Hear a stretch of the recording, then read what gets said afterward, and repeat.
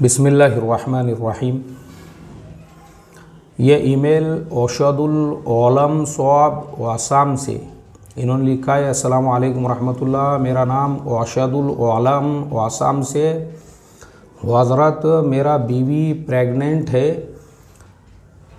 आपसे दुआ का दरख्वास्त तो है। दीन की मेहनत करने वाला लड़का अल्लाह हमको दे, इसके लिए हमको दोनों को क्या अमाल करना चाहिए, मेहरबानी फरमा कर बताइए। भाई अशदुल ओलम साहब, ये आपने ओलम क्यों लिखा, ये मेरे समझ में नहीं आया। वो आलम है, ALAM ऐसा लिखो आपने, OLOM इस तरीके से लिखा हुआ है। बहरहाल देखो, अगर आपकी बीवी प्रेग्नेंट है और आप जो है दीनदार बेटा चाहते हैं, दीन की मेहनत करने वाला, दाई बनने वाला, तो सबसे बड़ी चीज़ ये है कि आपको भी तक़वा इख्तियार करना पड़ेगा, आपके बीवी को भी, दोनों को। और तक़वा ये है कि आपकी बीवी तमाम अमाल का एहतमाम करे, जैसे नमाज़ों की पाबंदी है, ज़िक्र व अज़कार है, कुरान की तिलावत है, और हराम से अपने आप को बचाए। हराम से यानी हराम खाने पीने की ग़िज़ा से भी और हराम चीज़ों से भी, हर तरह के हराम से अपनी हिफाजत। ख़ास तौर पे खाने पीने की जो ग़िज़ाएँ होती है, आपकी ख़ुद की कमाई हलाल होनी चाहिए, और घर के अंदर भी कहीं किधर से कुछ आ जा रहा है, सब पे नज़र होनी चाहिए। हलाल का इसमें ख़ास तौर पे एहतमाम करना चाहिए। हलाल ग़िज़ा से ही औलाद तक़वे वाली पैदा होती है। अब मैं आपको मिसाल देकर बताता हूँ। सैयदना अब्दुल क़ादिर जीलानी रहमतुल्लाह अलैह, हज़रत ख्वाजा मुईनुद्दीन चिश्ती रहमतुल्लाह अलैह, हज़रत फ़रीदुद्दीन शकरगंज रहमतुल्लाह अलैह, हज़रत मौलाना इलियास साहब रहमतुल्लाह अलैह, हज़रत शेख ज़करिया रहमतुल्लाह अलैह, हज़रत जी मौलाना यूसुफ़ साहब रहमतुल्लाह अलैह, ये जितने भी अल्लाह वाले जिनके ज़रिए से अल्लाह ने पूरी दुनिया में दीन का काम लिया, आप उनकी ज़िंदगियाँ देखो तो आपको मिलेगा, उनकी माएँ जो थी ना, माएँ, अल्लाह ने उनको वो माएँ दिया था जिन माओं ने बहुत ज़्यादा इस बात का एहतमाम किया कि हमारे पेट में जो हमल है, जो बच्चा है, वो हर तरह के हराम से महफूज रहे। तो इतनी परहेज़गार, इतनी तक़वे वाली माएँ थी। हज़रत शेख ज़करिया रहमतुल्लाह अलैह ने अपने घर की मस्तूरात के बारे में लिखा हुआ है कि वो रोज़ाना रोटियां पकाते पकाते 10-10 पारे कुरान करीम की तिलावत किया करती थी। और लिखा है कि उनके दादा का जब दूध छूटा तो 1.25 पारा हिफ्ज़ हो चुका था। तो ये जो नस्लें पैदा होती है ना, दीनदार तक़वे वाली, माँ बाप की फर्मा बरदार, ये माँ बाप के तक़वे और हलाल ग़िज़ा की बरकत से। अभी मैं आपको मेरे बेटे की भी मिसाल देता हूँ। मेरा जब निकाह हुआ था तो मैं एक मस्जिद में इमामत किया करता था।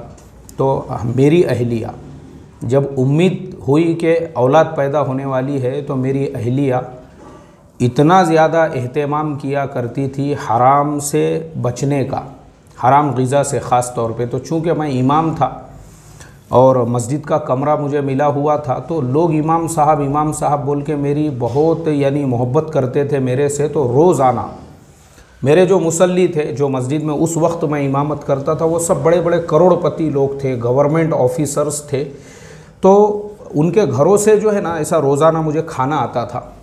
ऐसे बकरे उसके अंदर भुने हुए होते थे, ऐसे मुर्गे उसके अंदर होते थे, मुर्ग मुसल्लम, और मीठे होते थे। बहुत सारी चीज़ें जो है लोग रोज़ाना मुझे भेजते थे, क्योंकि मेरा निकाह नहीं हुआ था, तो तब भी लोगों के घरों से खाना आता था। अब जब मेरा निकाह हो गया तो लोगों का वो मामूल ख़त्म नहीं हुआ, उसके बाद भी लोग भेजते ही थे। लेकिन मेरी जो अहलिया है, अल्लाह ताला उसको जज़ाए खैर अता फ़रमाए, उसने इस बात का इतना एहतमाम किया कि वो बाहर से आई हुई किसी के भी घर से, चाहे वो हलाल रहो हराम रहो, क्या है किसका है, उसको कुछ लेना देना नहीं है। वो उस खाने को हाथ भी नहीं लगाती थी, हाथ भी नहीं। अपना घर में जो मेरी इमामत की तनख्वाह होती थी, उसी से घर में जो पका है, भले दाल रोटी हो, वो खाना है। बाहर से आए हुए जो मुर्ग मुसल्लम हैं और मीठे हैं और पता नहीं क्या क्या है, मेरी अहलिया एक बर्तन था उसके अंदर सबको निकाल के रख देती थी। और दूसरे दिन सुबह में एक बेचारा गरीब आदमी, ایک جو ہے بھوکا آدمی، محتاج مسکین آدمی وہ ہمارے مسجد میں روزانہ آیا کرتا تھا، تو پھر میں وہ پورا کھانا بعد میں اس انسان کو دیتا تھا، وہ وہیں بیٹھ کے چوکھٹ پہ ہی یعنی دروازے کے باہر ہی بیٹھ کے الحمدللہ کھانا کھا لیتا تھا۔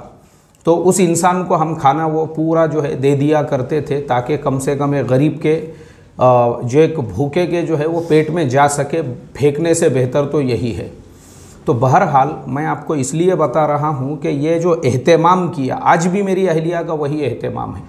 آج بھی ہمارے آپس میں کبھی لڑائی جھگڑے بھی ہوئے تو اس بات کو لے کر ہوتے ہیں کہ بھائی تم جو ہے یہ لوگوں کے ساتھ میں چائے وائے پینے کے لیے جاتے ہو تو تم تحقیق نہیں کرتے جن کے ساتھ جا رہے کون ہے، کس کی کمائی کیسی ہے، کیا ہے، اس کے اثرات انسان کے اوپر پڑتے ہیں۔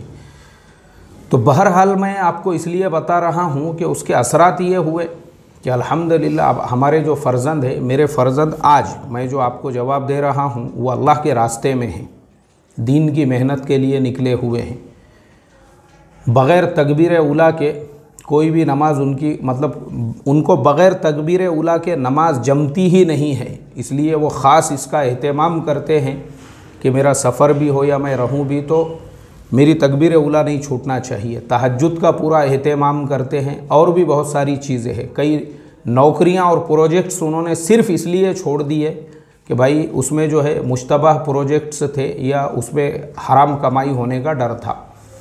تو آج جو ہے میں مطمئن ہوں اس بات پہ، مجھے وہ میری اہلیہ کی آج سے 22-23 سال پرانی باتیں یاد آتی ہے جو اس نے اس وقت تقوی کا اہتمام کیا تھا جب تو اولاد ہوئی بھی نہیں تھی، لیکن آج اولاد کی شادی ہونے والی ہے، وہ اپنے پیروں پہ کھڑی ہوئی ہے، لیکن ان کے اندر جو تقوی، جو للہیت، جو دین کا جذبہ ایسا بھرا ہوا ہے اور دین کی محنت کا، تو میں اللہ تعالیٰ کا شکر ادا کرتا ہوں کہ بھائی اس کی والدہ نے جو تقوی کا اہتمام کیا تھا اسی کے اثرات ہے جو آج اللہ تعالیٰ نے اولاد ایسی عطا فرمائی۔ تو کیا ہوتا ہے، آپ کو بھی اگر دیندار تقوی والی اولاد چاہیے تو اس کے لیے دونوں کو بھی ایک تو حلال روزی کا اور دوسرے اعمال کا پورا اہتمام کرو، انشاءاللہ اللہ تعالیٰ آپ کو فرما بردار اور دین کی داعی اولاد عطا فرمائیں گے۔